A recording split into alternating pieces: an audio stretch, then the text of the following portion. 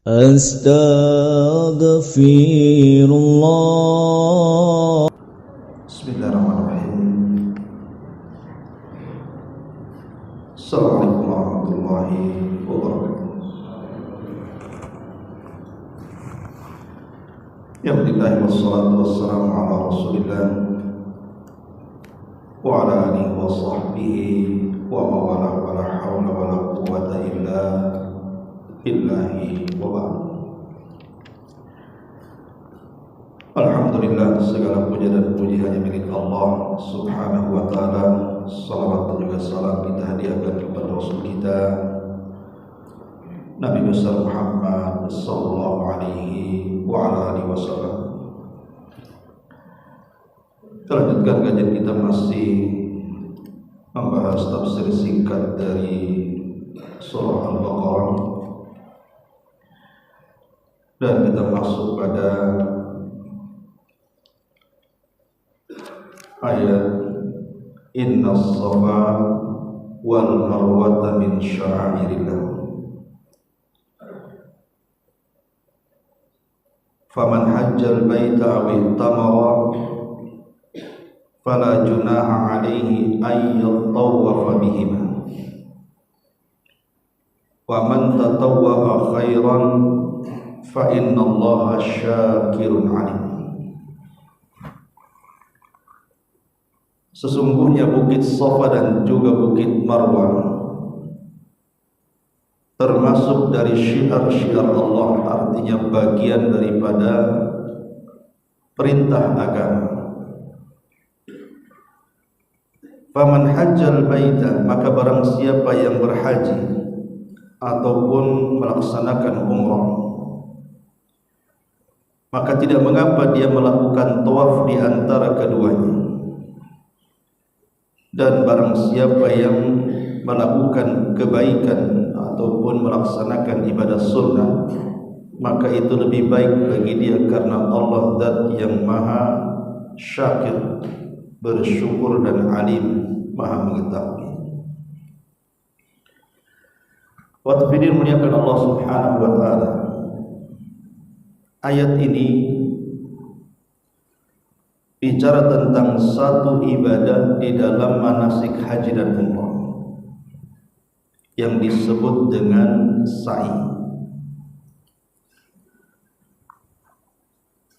Dan sa'i itu bagian daripada syiar-syiar Allah Subhanahu wa ta'ala, artinya bagian daripada agama Allah. Karena ketika Allah mengatakan sesungguhnya Bukit Safa dan Marwah itu bagian daripada syiar Allah, bukan bukitnya. Kalau bukitnya bukan syiar-syiar Allah, tapi ibadah di bukit itu, maksudnya ibadah sa'i. Dan kita tahu bahwa Safa itu bagian daripada Bukit Abi Qubais, dan Marwah itu bagian daripada Bukit Qayqi'an. Ada dua bukit di situ, Bukit Abi Qubais dan Bukit Qayqi'an. Dulu bukit itu tinggi, tapi kemudian akhirnya diratakan oleh kerajaan Saudi. Kemudian hanya nampak Safa dan Marwah saja untuk menunjukkan bahwa dahulu di situ ada bukit yang sekarang disebut dengan Safa dan juga Marwah. Ma'asyiral muslimin wal muslimat rahimani wa rahimakumullah. Tentu ayat ini ada asbab nuzulnya. Kenapa Allah Subhanahu wa ta'ala mengatakan sesungguhnya Bukit Safa dan Marwah itu termasuk syiar Allah. Di zaman jahiliyah kita tahu bahwa sekitar Safa dan Marwah itu ada berhala. Di dekat Marwah itu ada berhala namanya Manat. Makanya ada berhala-berhala yang disembah oleh orang-orang Quraisy jahiliyah itu. Di sana ada Hubal, ada Uzza, ada Manat. dan macam-macam berhala. Sebagaimana di sekitar Mekah pun atau di sekitar Ka'bah juga banyak berhala. Bahkan di sekitar Ka'bah itu 350 berhala lebih yang ditumbangkan saat Fatu Mekah. Lah kebetulan di Safa itu ada berhala namanya Saif, dan di Marwah itu ada berhala namanya Na'ilah, atau disebut dengan berhala Saif dan Na'ilah. Kita cerita sedikit tentang siapa Saif dan Na'ilah. Kenapa jadi berhala di situ? Jadi dahulu di Yaman ada seorang anak muda namanya Saif dan seorang wanita namanya Na'ilah. Saif dan Na'ilah ini jatuh cinta. Kemudian keduanya berjanji untuk menikah. Maka Saif pun kemudian berusaha melamar keluarga Na'ilah, tetapi keluarga Na'ilah menolaknya mentah-mentah. Begitu juga sebaliknya. Jadi dua keluarga dari dua kabilah ini tidak setuju kalau ada pernikahan.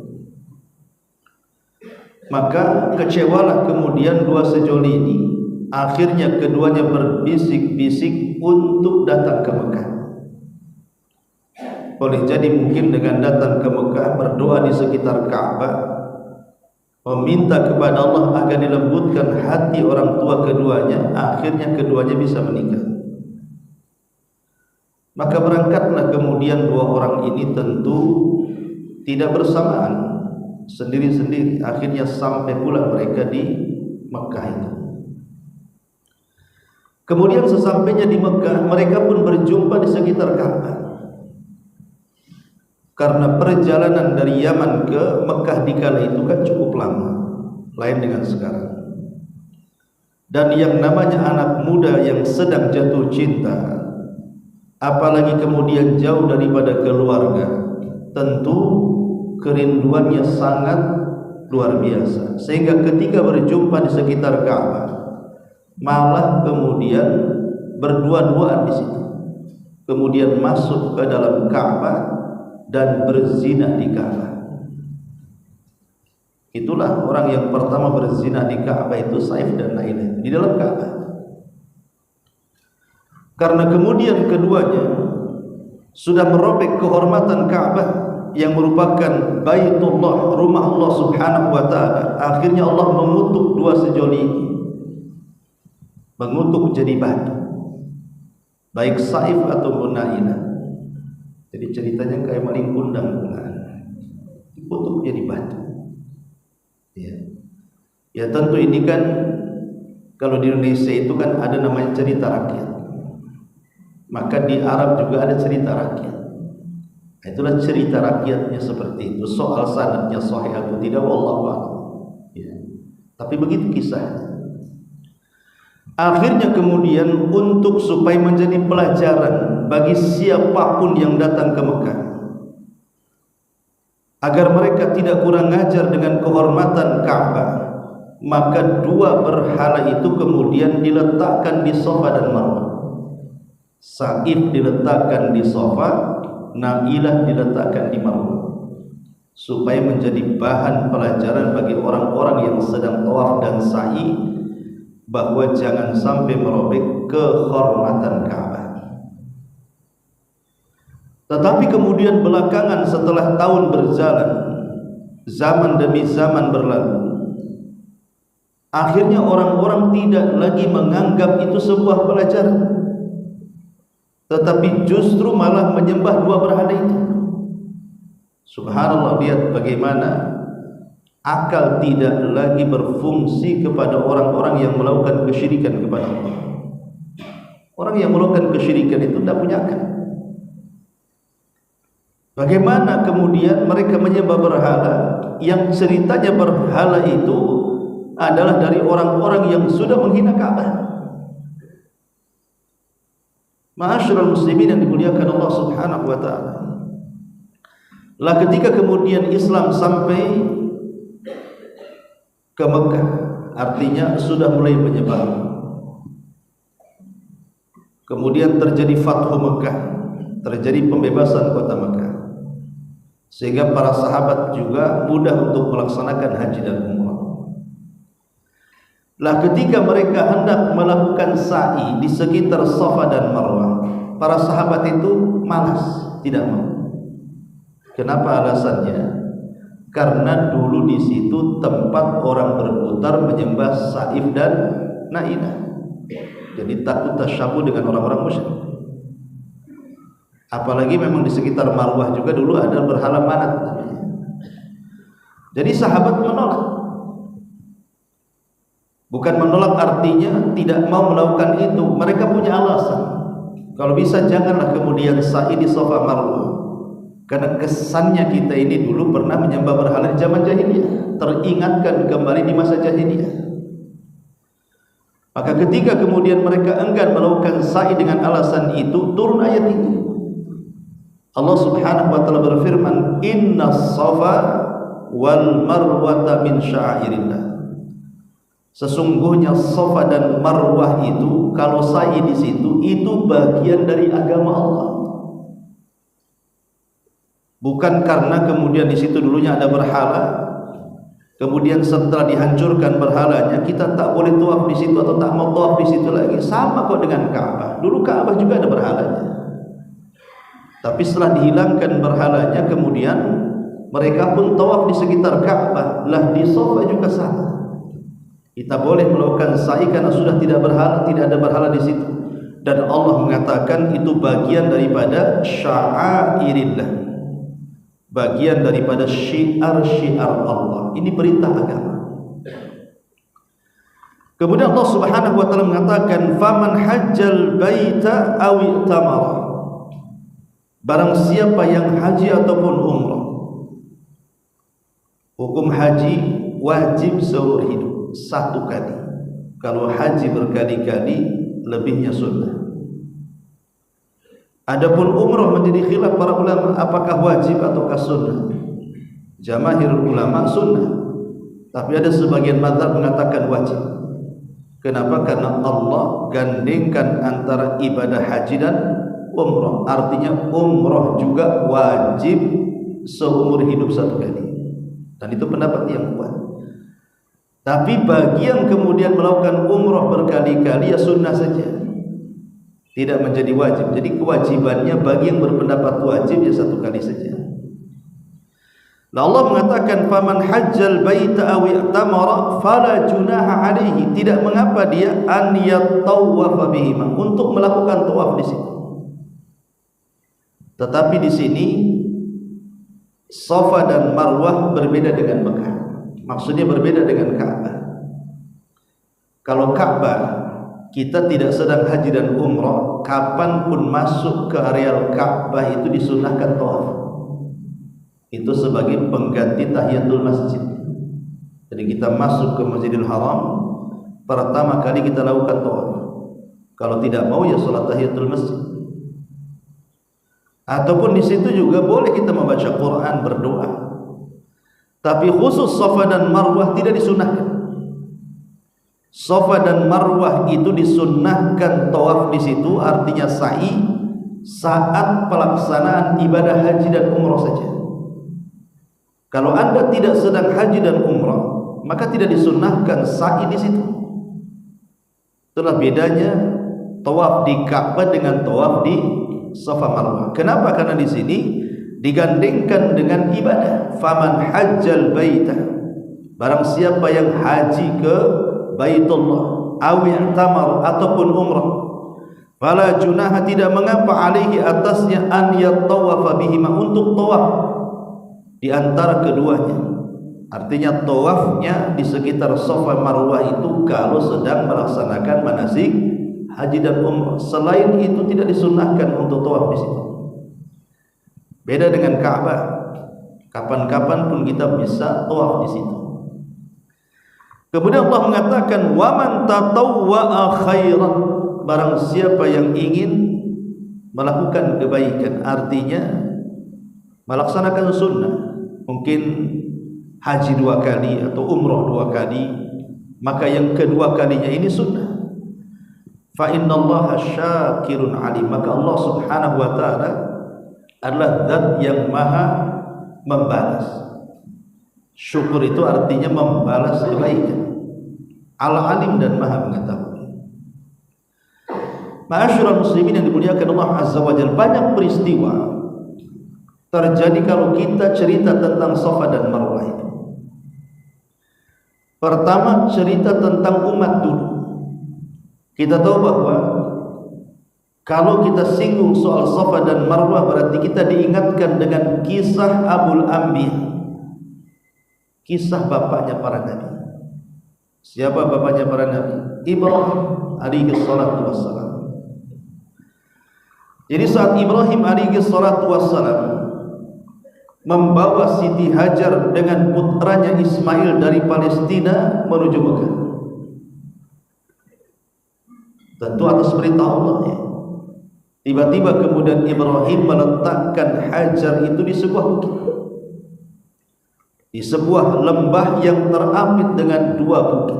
Di situ tidak ada tanaman, di situ tidak ada makanan, di situ tidak ada minuman, bahkan tidak ada manusia yang lewat di situ. Kemudian Ibrahim meletakkan di lembah itu. Setelah diletakkan dan hanya diberikan beberapa bekal makan untuk beberapa hari, 2 atau 3 hari, Ibrahim pun meninggalkan keduanya dan hendak pulang ke Palestina. Tentu Hajar wanita cerdas. Apa maksudnya? Apa hendak membunuhnya? Meletakkan di sebuah lembah yang tidak ada manusia, tidak ada tanaman, tidak ada makanan, tidak ada minuman di situ. Maka Hajar pun kemudian berteriak-teriak dan memanggil-manggil Ibrahim, tetapi Ibrahim dilarang untuk menjawab, melihat ke belakang pun tidak boleh. Dari sini kemudian Hajar pun baru paham, karena dia seorang nabi, pasti diperintah. Maka Hajar mengatakan, ya Ibrahim, apakah ini perintah Allah? Ibrahim hanya mengisyaratkan dengan kepalanya tanpa bicara. Maka kemudian apa kata Hajar? Kalau memang ini perintah Allah, wahai Ibrahim, idhab falan yudayyi'an Allah. Pergilah kau pulang sana ke Palestina. Aku yakin Allah Subhanahu wa taala tidak mungkin menyia-nyiakan aku di sini. Subhanallah, ini namanya tingkat tawakal paling tinggi. Tingkat tawakal paling tinggi inilah Hajar, yang tidak semua mampu melakukannya, tidak laki-laki, tidak perempuan.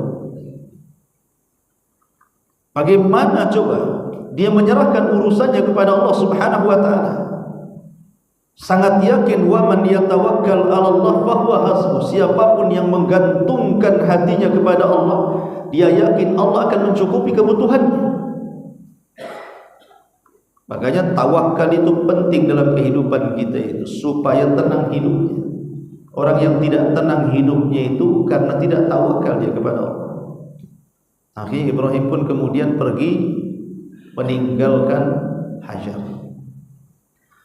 Setelah kemudian Ibrahim pergi, lewat 1 hari, lewat 2 hari, lewat 3 hari, bekal pun habis, makanan habis, minuman habis. Kalau seandainya kemudian Hajar ini tidak mencari makanan dan minuman, tentu mereka akan mati kelaparan di lembah itu. Apalagi kemudian membawa anak kecil yang menangis. Maka Hajar pun kemudian mulai panik ketika habis airnya.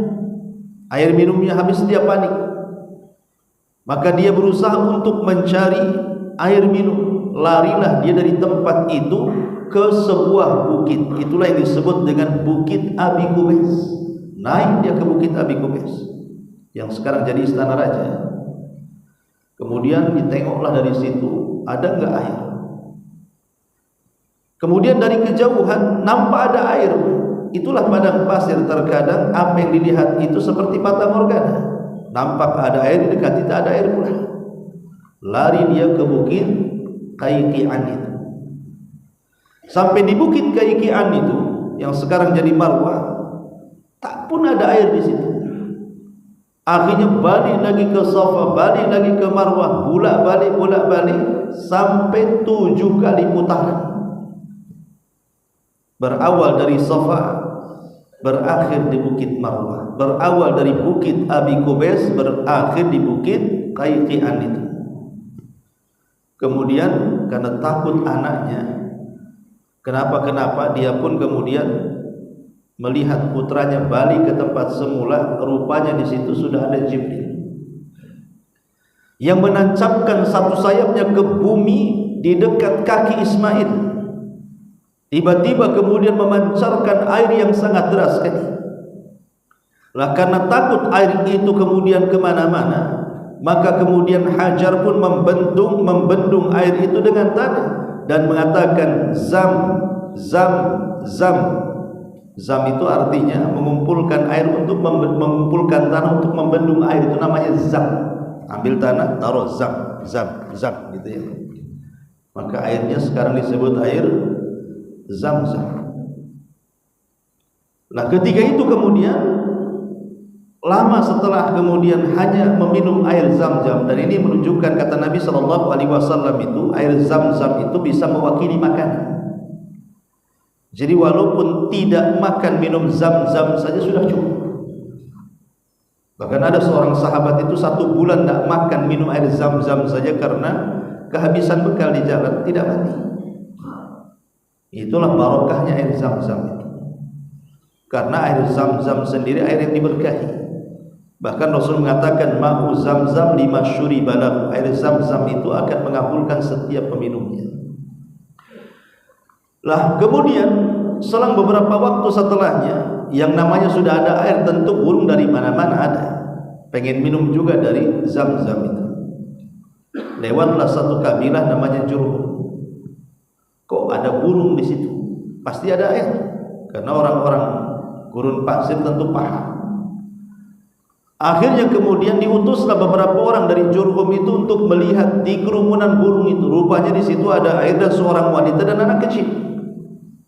Dan suku Jurhum itu suku Yaman yang sangat terkenal akhlaknya. Kalau mereka mau merampas air itu bisa saja membunuh Hajar, membunuh Ismail. Tapi mereka punya akhlak. Mereka minta izin untuk meminta air, tetapi Hajar mengizinkan dengan barter makanan. Dari situlah akhirnya selama kabilah Jurhum lewat di situ, maka Hajar pun selalu mendapatkan makanan dengan cara membarter dengan air Zam-Zam. Begitulah barang siapa yang bertawakal kepada Allah, maka Allah akan cukupi kehidupannya.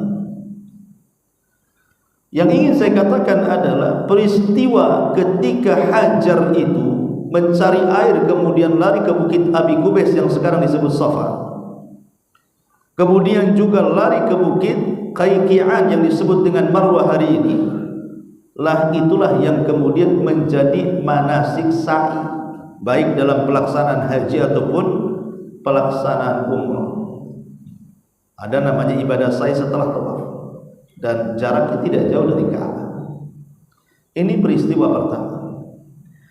Peristiwa kedua, di zaman Nabi SAW, orang-orang jahiliyah, ketika Nabi SAW di permulaan dakwah itu berusaha untuk mengislamkan orang-orang jahiliyah. Qulu la ilaha illallah tuflihu. Kalian mengucapkan kalimat la ilaha illallah, pasti kalian akan selamat.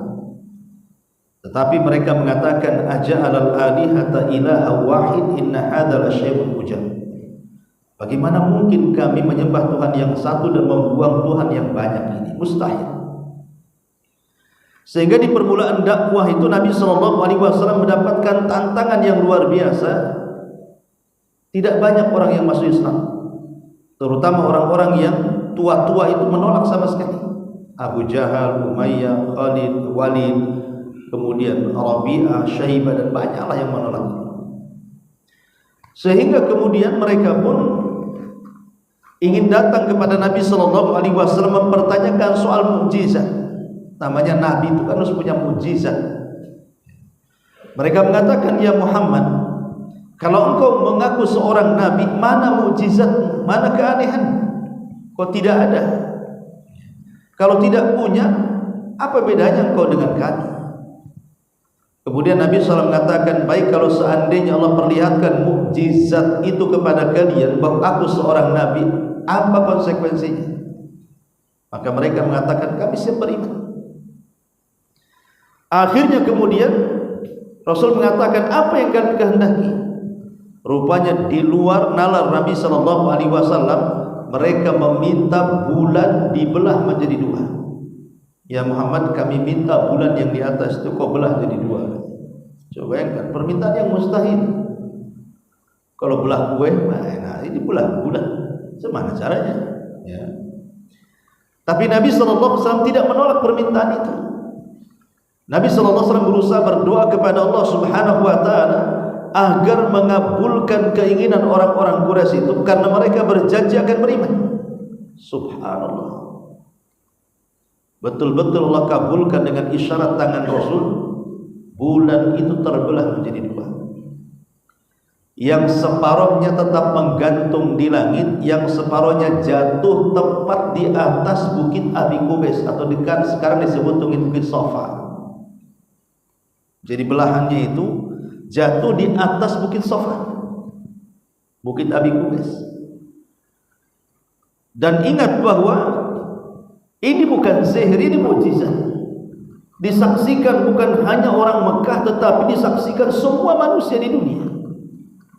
Ketika orang-orang Quraisy kemudian menganggap ini bagian sihir daripada Nabi SAW, jangan-jangan Muhammad itu menggunakan sihirnya sehingga mata kami silap di sini, seolah-olah melihat bulan itu terbelah dua, padahal tidak.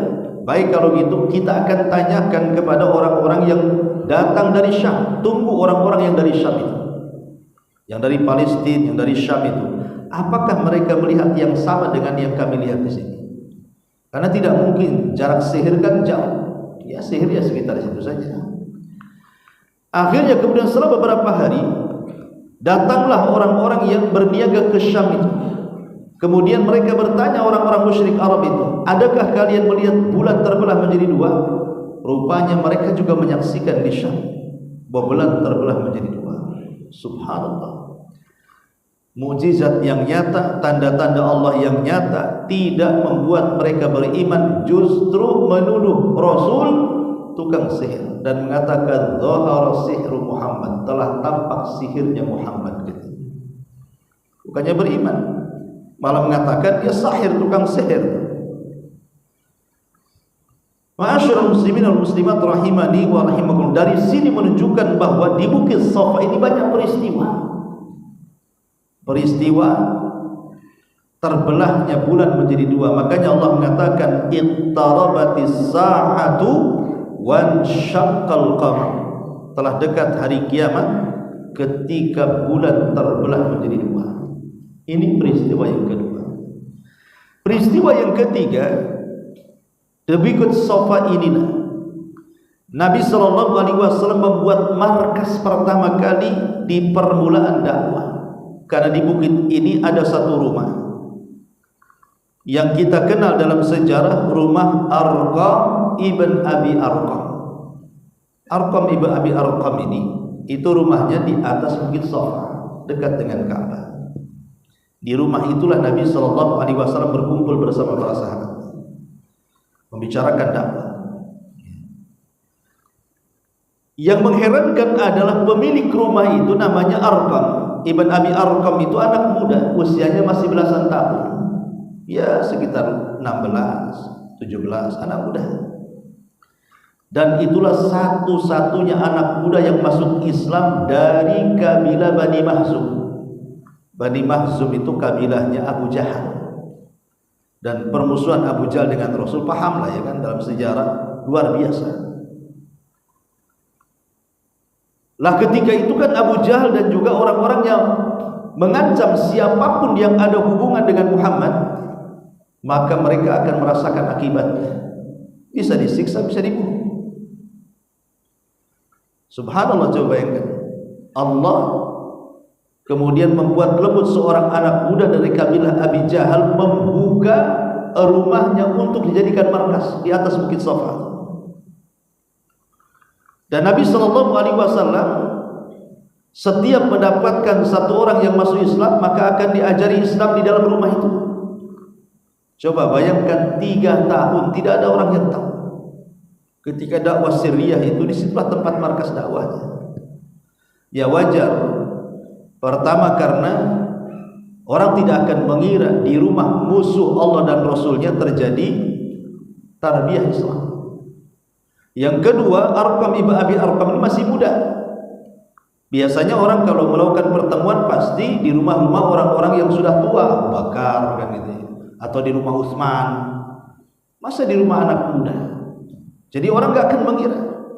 Yang ketiga, rumah itu dekat dengan Mekah. Dengan Ka'bah itu tidak jauh rumah itu. Sama sekali tidak jauh. Dan yang terakhir juga tentu karena Allah Subhanahu wa taala hendak melindungi dakwah itu. Lah yang terakhir masuk Islam di rumah itu siapa? Umar Ibn Khattab. Itu yang terakhir masuk Islam di situ. Dan di rumah itu pula Nabi sallallahu alaihi wasallam mendoakan keislaman Umar. Allahumma izzal Islam bi Umaraini, ya Allah muliakan Islam dengan 2 Umar. Maksudnya Abu Jahal dan Umar bin Khattab. Tapi Allah hanya kabulkan 1. Umar bin Khattab tidak mengabulkan Abu Jahal. Dan Umar itulah nomor urut ke-40 yang masuk Islam di rumah Arqam ibn Abi Arqam. Dan dengan masuk Islamnya Umar, berhentilah dakwah Syriah dan beralih kepada dakwah Jahriyah. Karena ketika masuk Islam, Umar mengatakan kepada Rasul, Rasul, alasna alal haq, bukankah kita di atas kebenaran? Kata Rasul, iya. Lah kalau seandainya kita di atas kebenaran, ngapain sembunyi-sembunyi katanya? Terang-terangan saja lah. Awalnya Rasul tidak setuju, tapi Umar mendesak. Ditambah-tambah dikuatkan dengan Hamzah yang sebelumnya sudah masuk Islam. Akhirnya kemudian 2 tokoh ini membawa 40 para sahabat melakukan sholat pertama kali terang-terangan depan Ka'bah. Dijadikan 2 saf, dipimpin oleh Umar 1 dan dipimpin oleh Asadullah, singanya Allah, Ja'far ibn Abi Thalib. Maka sejak itulah terjadi dakwah Jahriyah. Jadi Syriah 3 tahun, selepas itu Jahriyah, dan seterusnya sampai wafatnya Nabi SAW. Itulah peristiwa di atas bukit Safa dan juga Marwah. Ma'asyiral muslimin yang dimuliakan Allah Subhanahu wa taala. Lah kalau kita melihat bahwa bukit Safa dan Marwah ini Allah katakan min syairih, termasuk syiar-syiar Allah Subhanahu wa taala. Dan syiar-syiar Allah Subhanahu wa taala tentu banyak. Bukan hanya tawaf di sekitar Safa dan Marwah saja. Syiar-syiar Allah itu banyak sekali, seperti melaksanakan sholat jamaah, itu syiar. Antum memakai pakaian muslim, pakaian takwa, itu juga syiar. Berkumandangnya azan itu syiar, kurban juga syiar, gitu ya. Sholat Idul Fitri, Idul Adha itu juga bagian daripada syiar. Dan siapapun yang mengagungkan syiar Allah itu bagian daripada bukti takwa. Allah Subhanahu wa taala mengatakan, "Wa man yu'azzim sya'airillah fa innaha min taqwal qulub." Siapapun yang mengagungkan syiar-syiar Allah, apapun syiarnya yang diperintahkan Allah Subhanahu wa taala, maka itu bukti daripada ketakwaan seseorang. Dan syiar itu kan sesuatu yang tampak. Berarti di sini kita tahu amalan dalam Islam itu ada 2. Ada yang harus ditampakkan dan itu bagian daripada syiar. Ada yang tidak ditampakkan. Tetapi pada dasarnya amal soleh itu ya tidak ditampakkan. Karena para ulama ketika ditanya soal masalah apa pengertian ikhlas itu, mereka mengatakan antaktumal hasanat kama taktumas sayyi'at. Engkau menyembunyikan kebaikan sebagaimana engkau menyembunyikan keburukan. Itulah ikhlas. Tapi dalam hal-hal tertentu terkadang harus ditampakkan sebagai syiar. Seperti kurban, Idul Fitri, Idul Adha, manasik haji kan tampak, ya kan? Jadi ada yang disyiarkan dan itu tergantung kepada niat orang yang melakukannya. Innamal a'malu binniyat wa innamal likulli imri'in ma nawa. Kemudian Allah Subhanahu wa taala mengatakan faman hajjal baitah awi tamar, barang siapa yang melaksanakan haji ataupun umrah, melaksanakan haji ataupun umrah. Kita tahu bahwa haji dan umrah ini bagi orang yang melaksanakannya banyak fadilah dan keutamaannya. Ya, salah satunya menyempurnakan rukun Islam. Jadi kalau antum ini memiliki uang, memiliki kesehatan dan ada waktu luang, segera berangkat. Kata Rasul, man aradal hajj falyata'ajjal. Siapapun yang menghendaki melakukan haji, bersegeralah haji. Kenapa? Karena terkadang harta itu bisa habis begitu saja. Entah rumahnya kebakaran, entah uangnya dirampok, entah sakit akhirnya untuk berobat, dan begitu seterusnya. Maka sebelum musibah-musibah dan bala itu datang, ada kesempatan berangkat. Dan setiap uang yang dikeluarkan untuk haji dan umrah itu pasti akan dikembalikan. Karena kedua ibadah ini Rasul yang mengatakan yanfiyanil faqra, bisa menghilangkan kefakiran. Maknanya bahwa uang yang sudah kita keluarkan untuk haji dan umrah itu nanti Allah ganti itu. Percaya Allah ganti. Karena dua ibadah ini bisa menghilangkan kefakiran. Dan ini harus diyakini tentang kewajibannya, karena banyak orang-orang kaya yang sanggup haji tak mau haji. Alasannya, buat apa haji umrah, habisin duit saja, sudah susah cari uang, habis pula di situ.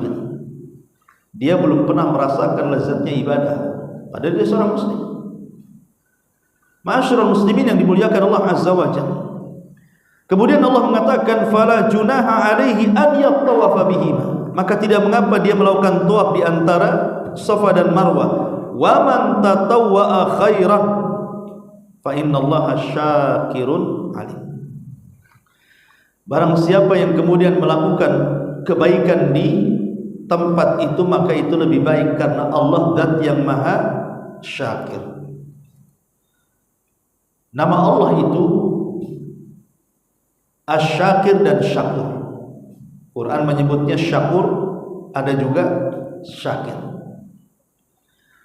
Kita tahu bahwa bersyukurnya manusia itu berbeda dengan bersyukurnya Allah kepada kita.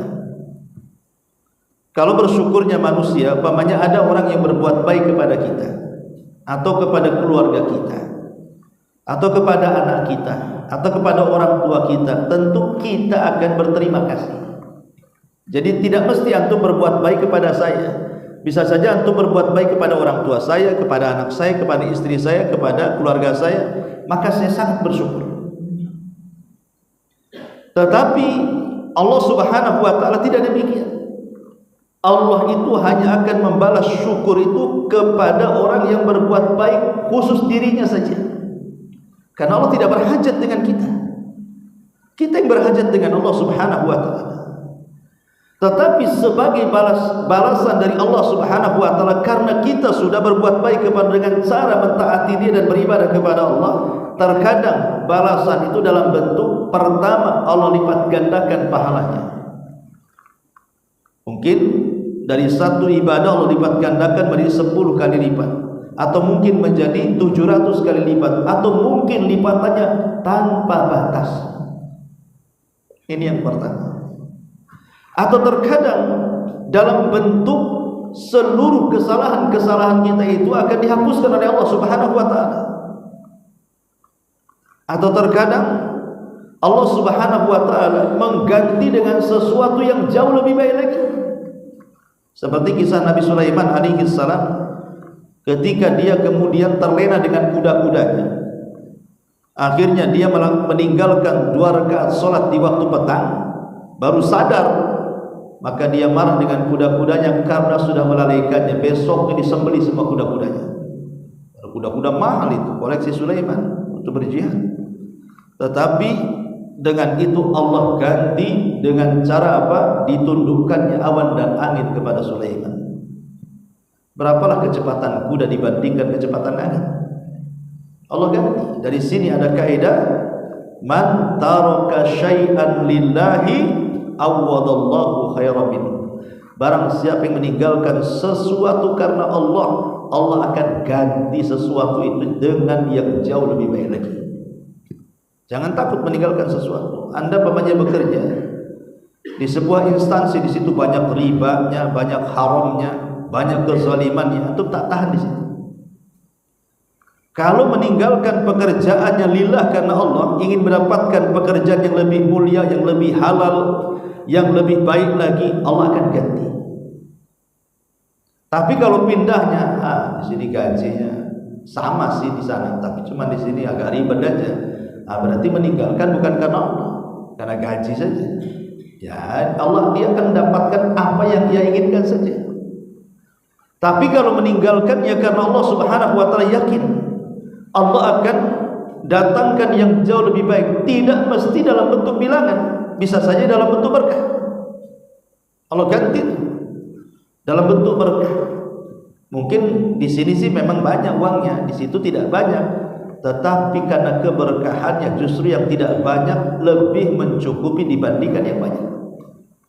Jadi itulah bentuk berterima kasihnya Allah kepada kita. Padahal Allah tidak berhajat dengan kita, tapi Allah Subhanahu wa taala tetap memberikan pahala kepada kita, menghapuskan dosa-dosa kita, bahkan kemudian mengganti dengan sesuatu yang lebih baik di dunia, bahkan di akhirat. Allah sudah sediakan surga yang penuh dengan kenikmatan yang tidak pernah dilihat mata, didengar telinga, bahkan terlintas dalam pikiran manusia pun tidak bisa dibayangkan.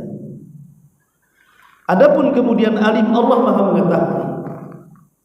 Allah Maha mengetahui apa yang ada pada diri manusia, baik yang telah berlalu, baik yang sedang dilakukan, baik yang akan datang, Allah tahu.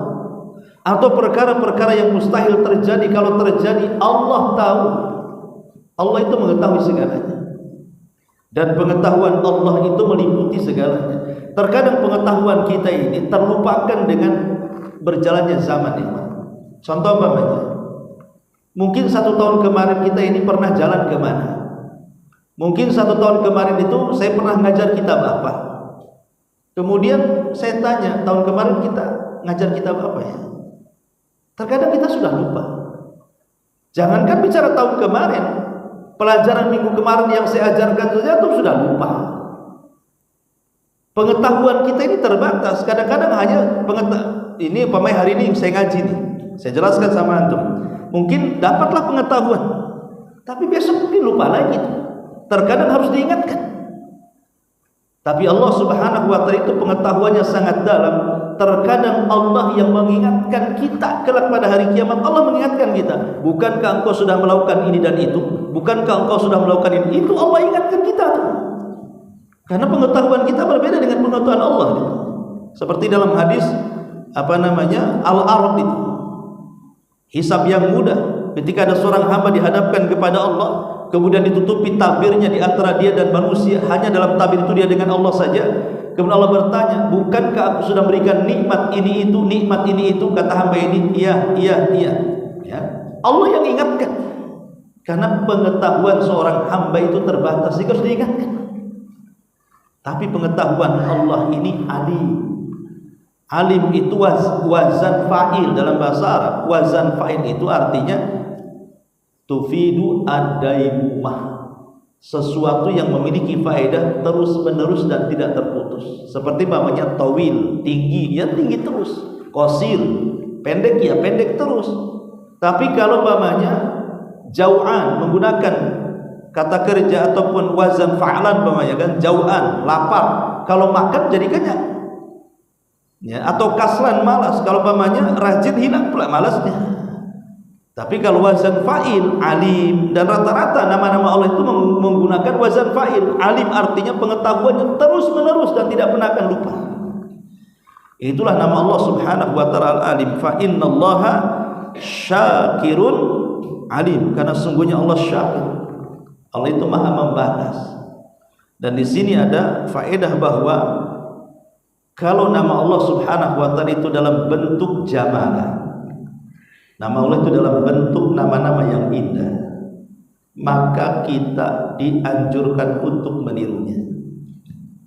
Tapi kalau nama Allah itu dalam bentuk jalalah, dalam bentuk keagungan, maka kita tidak boleh mengikutinya, justru kita harus mengikuti kebalikannya.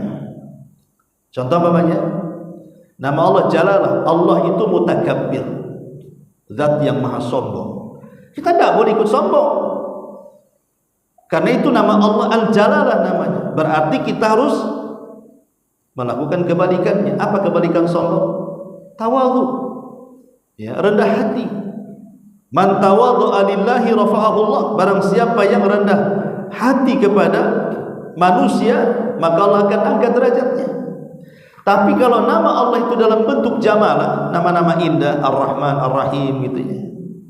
Nama Allah itu Al-Ghafur, termasuk Syakir. Allah itu yang mudah untuk membalas kebaikan orang, kebaikan makhluknya. Maka jadilah orang-orang yang tidak melupakan kebaikan orang. Jangan sampai kita ini menjadi orang-orang yang mudah melupakan kebaikan orang dan tidak tahu berterima kasih. Baik orang-orang yang telah berjasa kepada kita itu orang tua kita, baik orang-orang yang berjasa kepada kita ini teman-teman kita atau guru-guru kita, atau orang-orang yang tidak kita kenal tiba-tiba berbuat baik. Jangan pernah kita melupakan kebaikan mereka. Kalau bisa kita balas, jauh lebih baik lagi. Kalau tidak bisa, setara. Dan kalau tidak bisa sama sekali, doakan kebaikan untuk mereka. Kalau mereka masih hidup, kita katakan semoga Allah menjaga mereka. Kalau mereka sudah tiada, kita katakan semoga Allah merahmati mereka. Makanya lihat para ulama itu kalau membaca kitab ulama dulu, biasanya kalau pengarangnya sudah meninggal, maka mereka mengatakan rahimallah. Qala al-muallif rahimahullah. Berkata pengarang, semoga Allah merahmati dia. Tapi kalau dia masih hidup, qala al-muallif hafizahullah. Semoga Allah menjaga dia. Begitulah bentuk syukur kalau kita tidak bisa memberikan yang terbaik, minimalnya doa kebaikan untuk mereka. Karena Nabi SAW itu tidak pernah melupakan kebaikan manusia. Contoh untuk